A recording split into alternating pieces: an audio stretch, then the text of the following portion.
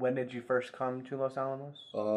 March 25th or so, 1944. This place had been in operation for about a year then. I know some of the first people who came here started about April 15th in 43. But it was very slow going. They had to build buildings, and some of the people lived over in the National Park, Bandelier, while they were building barracks. And I was in the first barracks for the Special Engineer Detachment. There were 150 people in that barracks, 75 U-shaped building. And in the middle of a U-shaped building were the latrines, separated both sides. And on one side was my bunk, and on the other side was Greenglass, a very famous spy, so-called. He was a machinist, actually, in working on various forms. My first assignment, as I said, was counting neutrons, and this is done chemically. It turns out if you take a solution of manganese in a balloon flask and put a neutron emitting substance in the middle of that flask, you'll knock the permanganate apart and you get a precipitate, something called manganese dioxide. You filter off this manganese dioxide and you find out it's become radioactive. And it has a beta emission. So what you do is count the betas, and from the number of neutrons,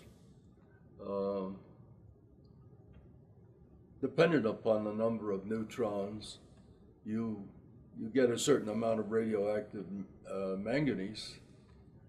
So by counting the manganese, we were able to see how many neutrons were being emitted.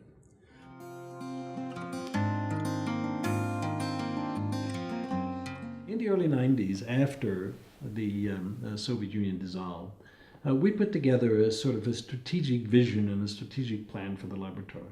And it was 3 concentric circles. And the inner circle was what we called reducing the nuclear danger. And we felt that the work we did on nuclear weapons reduces the global nuclear danger because it keeps our deterrent, it keeps other countries from getting ideas as to that they can attack us. So that was still our prime responsibility, but because the fact that the Soviet Union, our primary adversary, went away, then we changed that reducing the global nuclear danger to do lots of other things related to preventing nuclear proliferation, that is the spread of nuclear weapons to other countries, or to prevent nuclear terrorism, that is the spread of nuclear weapons, nuclear materials to terrorist organizations. And so all of a sudden our nuclear work then became not just weapons work, but for years we already had a number of scientists that were involved in nuclear detection, nuclear monitoring. We took their capabilities to build up a really substantial portfolio of activities associated with what we call nuclear nonproliferation, counterterrorism, nuclear material security. And these are especially the programs then that we worked intensely with the former Soviet Union. In other words, Russia, Kazakhstan, and many of the other countries of the former Soviet Union. So our portfolio then grew from nuclear weapons work to include all of these other nuclear things, and then particularly also in the early 1990s, because of the concerns of the nuclear complex around and the legacy of that complex in environmental terms, then we really got into the environmental remediation business, understanding the chemistry of environmental remediation. How do you take care of places like Hanford in Washington State, Savannah River, or Rocky Flats?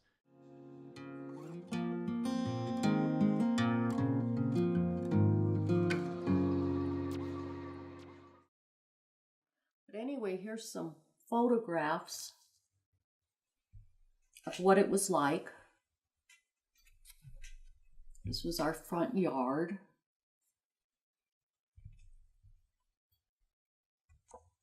In the middle of the area, they had clotheslines. I mean, these are really great pictures, but it gives you an idea of what it was like. Right. This is my this was my shop teacher, Mr. Rose, and his little girl. So they lived there. This is a picture of the bathhouse. There's one more.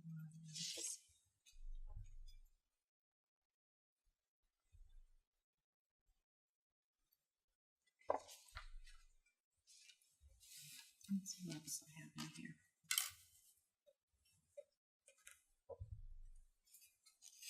And some of these were my little friends. And again, you can see what it was like. I don't know if you want to take pictures of all these or you can scan them.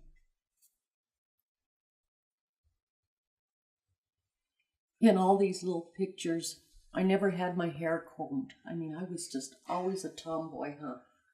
My mom used to tell me, full of vim and vinegar. These are my little friends, I think. This was Peaches and Alice. And Peaches' family, or her dad, used to own the dry cleaning business. And these are school pictures. And this is a picture and my friend Sally Berkheimer and my little friend Alice.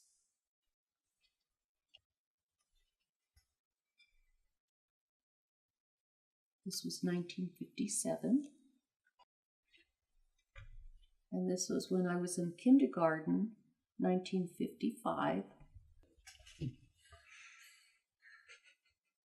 She tried to comb my hair.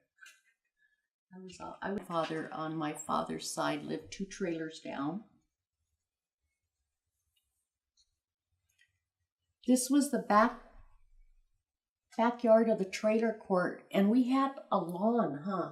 We had the nicest lawn. Was always playing. We were playing in the backyard. We play cowboys, and I remember one time we'd play with our bicycles. We'd turn them upside down and play with the wheels like we were going down the river. Tarzan, I guess we were doing Tarzan. We're going down the river.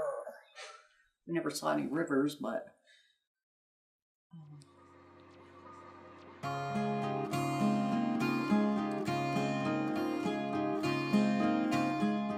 I was delighted. I had a fingerprint on my thumb. I had a picture, you know, and the kids, we were so little that they had to pick us up and hold us while you got fingerprinted.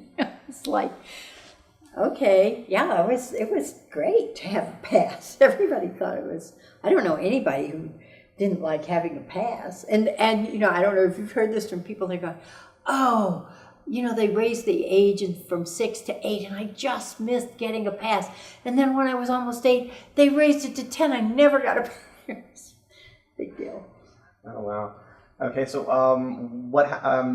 did anybody ever lose their pass? Oh yeah. Oh yeah. What happened? Oh, I lost a pass once, and everybody lost a pass. You know, you tell your parents you would never lose it. I lost mine. I was probably 12, and I was so scared.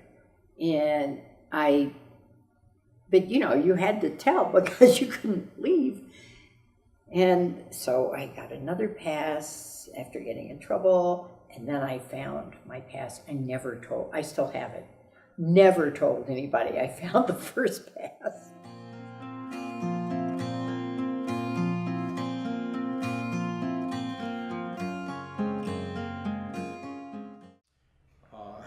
This interview, I will describe my participation in the Cold War from 1955 to 1992, 37 years.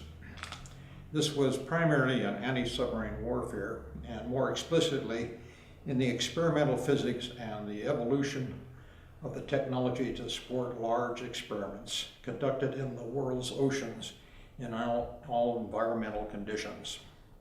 One of the principal reoccurring requirements in studying the physics of sound in the ocean is to put a vertical array of hydrophones in the ocean at some depth, very popular depths at 3,000 feet where sound propagates very well.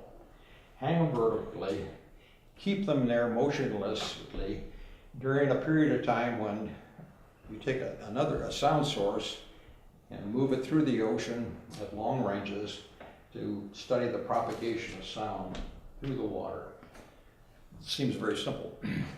The problem is you've got to hold these guys very quietly in place for a long time in the ocean. This was done in 1965.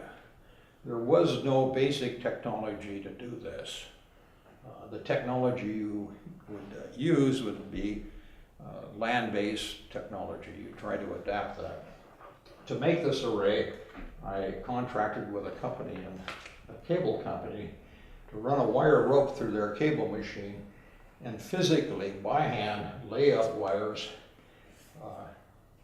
taper the array by putting the first cable on, wind it around the string member, put the next one on, the next one on, the next one on, until you build up the cable to probably about 1.5 inches. To hold them in place, you had to tape them with black tape, kind of like you do in your garage, okay, to hold this bunch together.